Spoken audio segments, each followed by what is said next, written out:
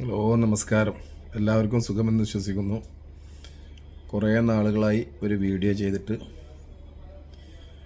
എന്നാൽ ഇന്ന് ഞാൻ പറയാൻ പോകുന്ന കാര്യം നമ്മുടെ എല്ലാവരുടെയും ദൈനംദിന ജീവിതത്തിൽ വളരെയധികം ദോഷകരമായി ബാധിച്ചു കൊണ്ടിരിക്കുന്ന ഒരു വിഷയത്തെക്കുറിച്ചാണ്. 2 ദിവസം മുമ്പ് ഞാനൊരു ചെറിയ വീഡിയോ കാണുകയുണ്ടായി. നമ്മൾ എരുമേലി ഭാഗത്ത് ഏതോ ഒരു ഹോട്ടലിൽ വെച്ച് ഒരു ഫാമിലി ഭക്ഷണം കഴിച്ചിട്ട് ചെറിയവർ 3 ദോശയും 2 പൊറോട്ടയും 2 ചായയും കുടിച്ചപ്പോൾ 430 രൂപ ബില്ല് കൊടുത്തു എന്ന് പറഞ്ഞിട്ട് ആ ക്യാഷ്യർ റേറ്റ് അദ്ദേഹം തർക്കിക്കുന്നതായിട്ട് കാണാൻ സാധിച്ചു. അപ്പോൾ എനിക്ക് തോന്നിയ ഒരു കാര്യം, ഞാൻ കുറേ നാളുകളായിട്ട് എൻ്റെ മനസ്സിൽ ഇങ്ങനെ ആലോചിച്ചു കൊണ്ടിരുന്ന ഒരു കാര്യമായിരുന്നു, ഇത്തരത്തിലുള്ള ഹോട്ടലുകളിലെ വളരെ വലിയ തോതിലുള്ള ചൂഷണം, അമിത വില ഈടാക്കുന്ന ഒരു സാഹചര്യം പല സ്ഥലങ്ങളിലെ ഹോട്ടലുകളിൽ വെച്ചിട്ട് നമുക്കൊക്കെ ഉണ്ടായിട്ടുണ്ട്. അപ്പോൾ അതിനെക്കുറിച്ചുള്ള ഒരു ചെറിയ ചർച്ചയാണ്. എല്ലാവരും ഒന്ന് കഴിയുന്നത് വരെ സ്കിപ്പ് ചെയ്യാതെ കാണാൻ ശ്രമിക്കുക.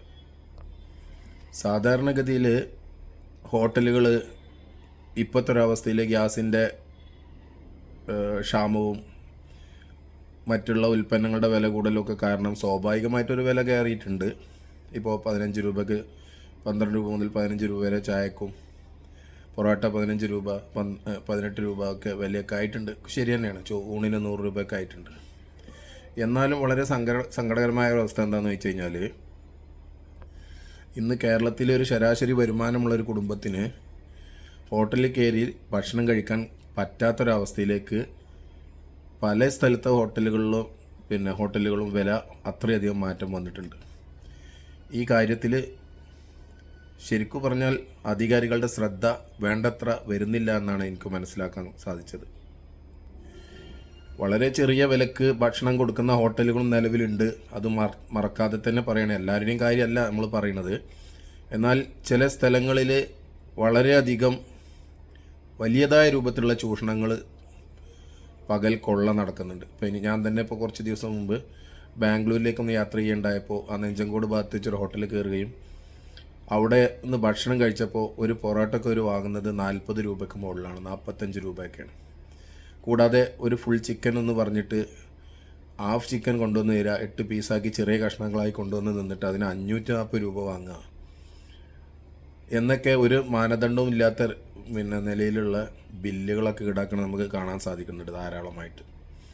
അപ്പോൾ എന്തുകൊണ്ടാണെന്ന് വെച്ച് കഴിഞ്ഞാൽ ഈ കാര്യങ്ങളിൽ സർക്കാരിൻ്റെ ഒരു നിയന്ത്രണം വരുന്നില്ല എന്നുള്ളതാണ് ഇല്ലാത്തതുകൊണ്ടാണെന്നാണ് നമുക്ക് മനസ്സിലാകുന്നത്. ഈ കാര്യങ്ങളിൽ സർക്കാരിൻ്റെ അടിയന്തര ഇടപെടൽ ആവശ്യമാണ്.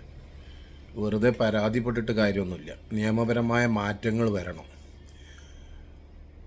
ഒരു ഹോട്ടലിൽ ഭക്ഷണം കഴിക്കാൻ ചെല്ലുമ്പോൾ അവിടെ നമ്മൾ വില വിവര പട്ടിക വലിയ രീതിയിൽ പ്രദർശിപ്പിക്കണം എന്നൊക്കെയാണ് നിയമം. അപ്പോൾ ഈ കൺസ്യൂമർ പ്രൊഡക്റ്റുകളുടെയൊക്കെ വിഷയത്തിൽ ഫുഡ് ആൻഡ് സേഫ്റ്റി അതുപോലെ തന്നെ ആരോഗ്യ വിദഗ്ധരൊന്നും കാണിക്കുന്ന ശ്രദ്ധ ഹോട്ടലിൻ്റെ കാര്യത്തിൽ കാണിക്കുന്നതായിട്ട് കാണാൻ സാധിക്കുന്നില്ല.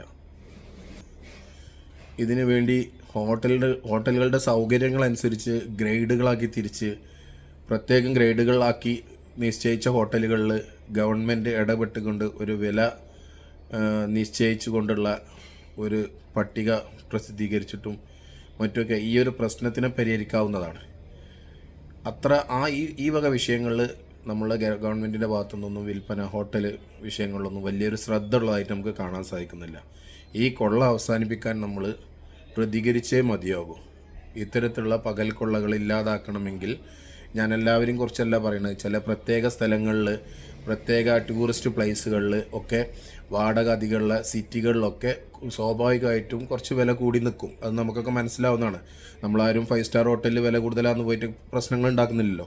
അപ്പോൾ ഇവിടെ ചെറുകിട ഹോട്ടലുകൾ, കച്ചവട സ്ഥാപനങ്ങളിൽ ചില ഉടമകളുടെ അടുത്തു നിന്നുണ്ടാകുന്ന ഒരു വലിയ ഒരു തെറ്റായിട്ടാണ് നമ്മൾ മനസ്സിലാകുന്നത്. ഈ സമയത്തിനനുസരിച്ച് വില മാറ്റുകയും പിന്നെ അമിതമായിട്ട് വില ഈടാക്കുകയും ചെയ്യുന്ന ഒരവസ്ഥ ഇന്ന് ധാരാളമായിട്ട് കാണുന്നുണ്ട്. അപ്പോൾ അതിനെതിരായിട്ട് എല്ലാവരും പ്രതികരിക്കുക. കേരളത്തിലുള്ള ജനങ്ങൾ പ്രതികരണശേഷി നഷ്ടപ്പെടാത്ത ജനങ്ങളാണ്. അപ്പോൾ ഇത് വലിയ പൈസ ഉള്ളവനെ ബാധിക്കുന്ന പ്രശ്നമല്ല. ഇല്ലാത്തവനെ സംബന്ധിച്ചിടത്തോളം ഇത് കുടുംബവുമായിട്ടൊന്നും ഹോട്ടലിലേക്ക് ഒരു ഭക്ഷണം കഴിക്കാൻ പറ്റാത്തൊരവസ്ഥയിലേക്ക് ഇപ്പം നമ്മുടെ നാട് മാറിയിട്ടുണ്ട്. അപ്പോൾ അതുകൊണ്ട് ഈ ഒരു അഭിപ്രായത്തെക്കുറിച്ച് എനിക്ക് തോന്നിയത് ഞാൻ അഭിപ്രായപ്പെട്ടു എന്നേ ഉള്ളൂ. ഇതിന് നിങ്ങൾക്കൊക്കെ വ്യത്യസ്ത അഭിപ്രായങ്ങൾ ഉണ്ടായേക്കാം. അവർക്ക് വേണമെങ്കിൽ താഴെ വന്നിട്ട് കമൻറ്റുകളായിട്ട് നിങ്ങളുടെ അഭിപ്രായങ്ങളും നിർദ്ദേശങ്ങളും രേഖപ്പെടുത്താവുന്നതാണ്. ഇനി അടുത്തൊരു വീഡിയോ കാണുന്നവരേക്കും ഗുഡ് ബൈ.